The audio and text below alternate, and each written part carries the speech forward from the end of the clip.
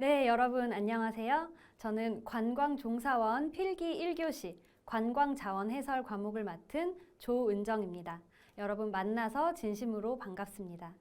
제가 여러분과 함께 이 관광자원 해설이라는 과목을 공부하기 전에 이 과목은 과연 어떤 과목인지 그리고 어떻게 공부를 해야 우리가 합격의 기쁨을 누릴 수 있을지 오늘 OT 시간에 한번 간략하게 정리를 하고 넘어가도록 하겠습니다.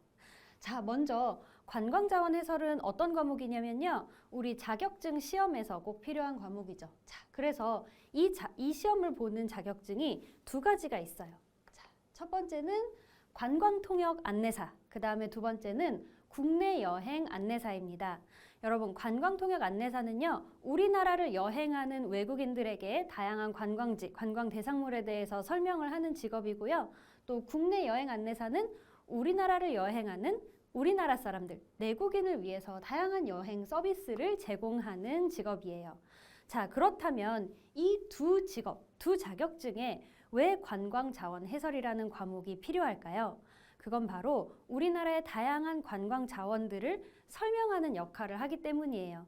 그렇기 때문에 관광 통역 안내사라면 혹은 국내 여행 안내사라면 이 정도의 우리나라의 관광 자원에 대한 지식은 알고 있어야 한다라는 상식들을 모아놓은 과목이라고 할 수 있겠습니다. 자, 그러면 우리 이 과목에서 주요 내용으로 어떤 것들을 배우는지 한번 살펴볼게요. 자, 이렇게 목차가 있습니다. 자, 목차 5개 굉장히 간단해 보이죠? 하지만 내용이 간단치만은 않답니다. 자, 먼저 이렇게 5개의 장으로 구분이 되어 있고요. 자, 각 1장부터 어떤 내용을 배우는지 제가 간략하게 설명해 드리도록 할게요. 자, 먼저 관광자원의 이해입니다. 자, 관광자원에 대해서 여러분들이 잘 해설하실 수 있으려면 관광자원에 대한 이해가 있어야겠죠. 자, 그래서 관광자원이란 개념은 과연 어떤 개념인지, 그 다음에 어떤 방식으로 분류를 하는지를 배우게 돼요. 그래서 예를 들면 자연관광자원, 인문관광자원, 산업관광자원 이런 식으로 관광자원들을 분류하는 기준에 대해서 배우시게 됩니다. 자, 2장 넘어가 볼까요? 2장은 관광자원의 해설입니다. 바로 여러분들이 하셔야 할 일이죠. 자, 관광자원의 해설의 개념, 그리고 관광자원 해설을 하는 목적은 무엇인지, 그리고 관광자원 해설은 어떤 식으로 기법을 분류하는지를 배우게 돼요. 간략하게 말씀드리자면 인적 해설 혹은 비인적 해설 이런 식으로 나뉘게 됩니다. 자, 그리고요. 진정한 이 과목의 공부 시작은 바로 3장부터예요. 3장은 자연관광자원입니다. 자, 우리나라 자연이 매우 아름답죠. 그렇기 때문에 우리나라의 다양한 자연관광자원에 대해서 배우는데요.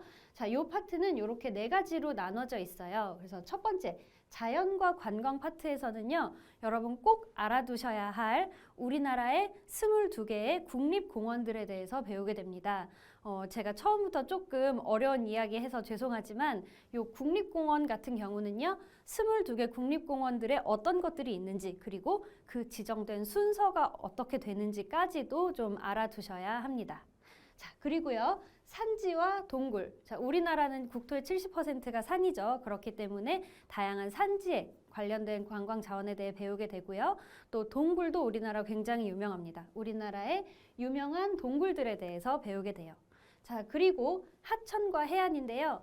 하천 같은 경우는 우리나라의 주요 강, 그리고 댐까지도 기억을 해주셔야 되고, 해안은 우리나라의 동해안, 서해안, 남해안이 있죠. 각 해안의 특징과 중요한 해수욕장들을 배우시게 됩니다. 마지막으로 이 온천 파트는요. 온천도 우리나라에 굉장히 유명한 온천들이 많죠. 그렇기 때문에 우리나라의 대표 온천에 대해서 학습을 하게 됩니다. 자, 그리고 4장으로 넘어가면요. 여러분들을 아마 가장 힘들게 하고 또 가장 중요한 파트라고 할 수 있어요. 바로 문화관광자원입니다. 이 파트는요, 여러분들이 현업에 나가셔도 굉장히 활용도가 높은 파트이기 때문에 어렵더라도 좀 꼼꼼히 공부하시기를 권해드리는 파트예요. 자, 어떤 내용 배우는지 볼까요? 먼저 문화와 문화재 이렇게 되어 있는데요.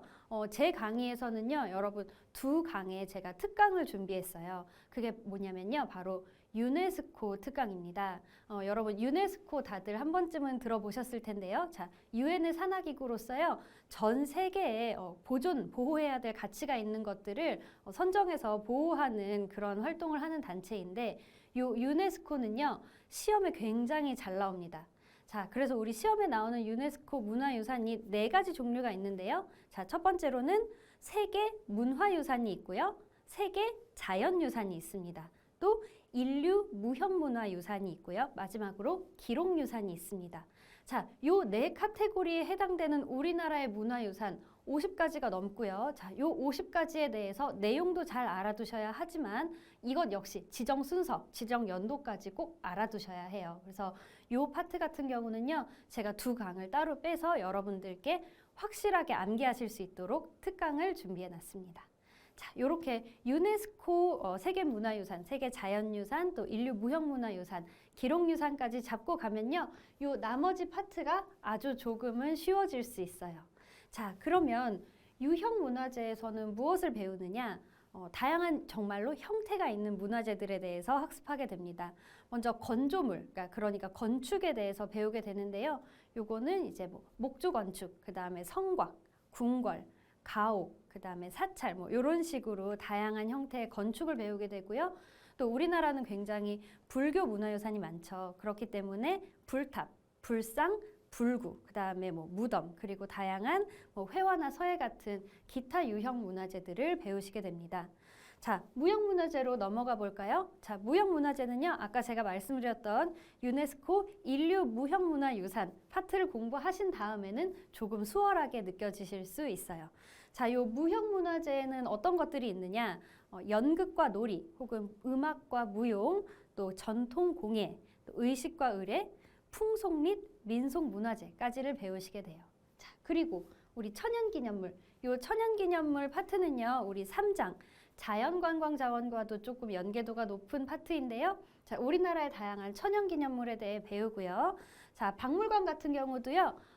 우리나라의 박물관이 정말 많지만 시험에 나오는 거는 주요한 몇 개의 국립박물관들이에요. 그래서 가장 유명한 용산에 있는 국립중앙박물관이 있죠. 그런 내용을 배우시게 됩니다. 자, 여기까지 이제 달려왔으면요. 우리 마지막 장, 5장만 남아 있습니다.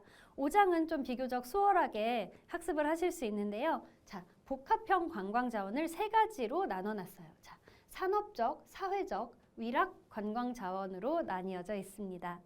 자, 그러면 이 다양한 목차들을 보셨을 텐데요. 자, 그럼 시험이 어떻게 나오는지 제가 간략하게 설명을 드릴게요. 자, 이 관광자원 해설 같은 경우는요, 우리 필기 1교시에 포함이 되어 있습니다. 자, 필기 1교시 같은 경우는요, 9시 30분부터 10시 20분까지 50분간 치러지는데요. 문제가 50문항이 있습니다. 그래서 1번부터 25번까지는 관광 국사를 풀게 되고요. 자, 26번부터 50번까지 25문제가 우리 관광자원 해설에 배정이 되어 있어요. 그러니까 간단하게 생각해 보시면 1분에 한 문제 정도 푸시면 딱 맞게 푸실 수 있는데 실제로 시험을 보시면 사지선다형인데다가 지문이 길지 않아서 여러분들이 확실하게 아시기만 한다면 시간이 모자라서 걱정하실 일은 없는 과목이라고 할 수 있습니다. 자, 그렇기 때문에요. 우리 요 5장에 걸친 내용들이 25문제에 걸쳐서 나오게 되는데 대충의 출제 비율을 알려드릴게요. 자, 먼저 요 1장과 2장, 여기는 기출 빈도가 높지 않습니다. 아까 보셨듯이 내용이 간단하고 또 이해를 하면 풀 수 있는 문제들이기 때문에요. 자, 얘는 이렇게 묶어서 한 10% 정도가 출제된다고 보시면 돼요. 그리고 요 자연관광자원 같은 경우는요, 전체 문제의 한 20% 정도가 출제가 됩니다. 자, 제가 말했죠. 이 4장은요, 굉장히 중요하고 또 빈출도가 높다고 했죠. 자, 여기는 무려 50%의 출제율을 평균적으로 보이고 있습니다. 그래서 어떤 때는요, 13문제에서 15문제까지 나오는 해도 있어요. 자, 그리고 요 마지막 복합형 관광자원도 한 20% 정도의 출제 비율을 가지고 있다고 볼 수 있습니다. 자, 요 출제 비율만 봐도요, 여러분들이 어떤 파트를 중점적으로 공부하셔야 할지 좀 감이 오시죠? 자, 요렇게 해서 관광자원 해설은 이런 과목이라는 설명을 드렸습니다. 자, 그러면 우리 이 과목 어떻게 공부해야 될지 좀 막막한 분들도 계실 거예요. 그래서 관광자원 해설은 어떻게 공부하는지에 대해서 제가 짧게 이야기해 보려고 해요. 자, 과목 특징을 보시면요. 아까 제가 말한 것만 해도 목차만 해도 엄청나죠. 그렇기 때문에 범위가 광대해요. 그리고 제가 여러분 암기 별로 어렵지 않아요 라고 자신 있게 말씀드리면 참 좋겠지만 안타깝게도 이 과목은 암기를 많이 해야 되는 과목이 맞습니다. 그래서 암기량이 상당한 편이고요. 또 매년 업데이트가 된다는 것도 특징이에요. 제가 아까 유네스코 강의를 준비했다고 했잖아요. 그래서 유네스코 같은 경우도 50개가 넘는 데다가 최근에도 2000년에는 연등회가 등재가 됐고요. 또 가장 가깝게는 2021년에 한국의 갯벌도 또 유네스코 세계 자연유산으로 등재가 되는 등 관광에 대한 정보들은 계속해서 업데이트가 되고 있어요. 그래서 또 공부를 조금 더 까다롭게 만들고 있죠.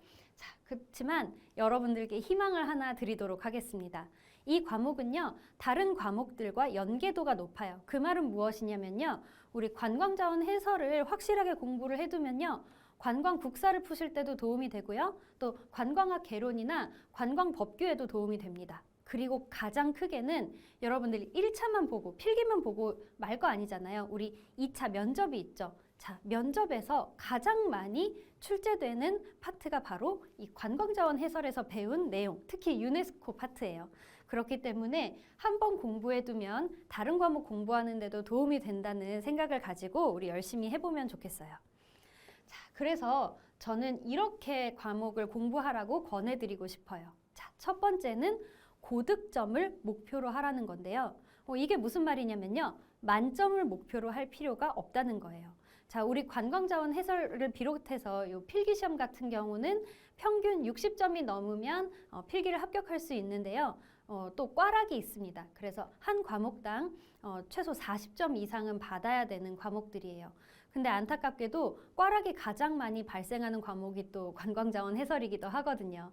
그렇기 때문에 우리는 안정적으로 합격을 하고 또 2차 면접까지 대비하기 위해서 저는 한 80점, 90점 정도의 고득점을 목표로 공부를 하라고 권해드리고 있어요. 자, 이 말은 뭐냐면요.